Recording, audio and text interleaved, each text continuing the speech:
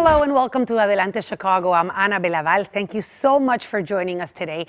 As we continue celebrating Hispanic Heritage Month, we're taking a look at the contributions Latinos have made in the world of tech. It's a growing industry and Latinos seem to be taking advantage of the opportunities.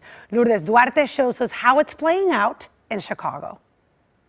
Young Latinos are being exposed to tech more than ever before. You see it in schools and through social programs. For years, though, Latinos and African Americans in tech were less than 10%. Those numbers are changing as the tech industry looks to diversify around the country and right here in Chicago.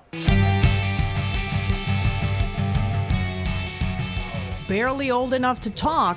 Now watching to change the color. Whoa! But weaving their way through concepts early. They're at one of the few tech incubators popping up across the city to create a generation of not just entrepreneurs, but tech-savvy ones. You're going to see a very large spike, a big boom that's happening within our communities.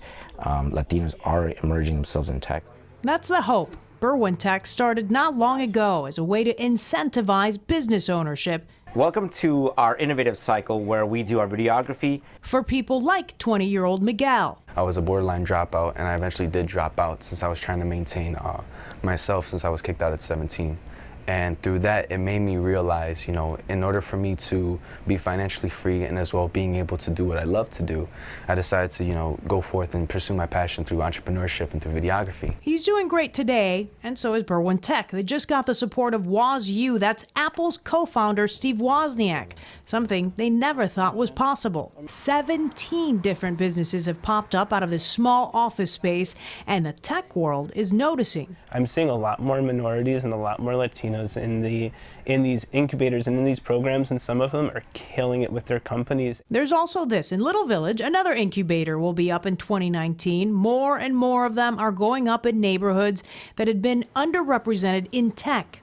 That's not all. The Illinois Hispanic Chamber of Commerce, IHCC, at 1871, has become a template for Latino entrepreneur programs across the country. So Chicago really, for us, is the epicenter of Latino entrepreneurship because we're putting all of these resources together. In just a few years, they've generated 39 Latino entrepreneurs, some tech, some not, but together they've raised $2 million and created 85 jobs.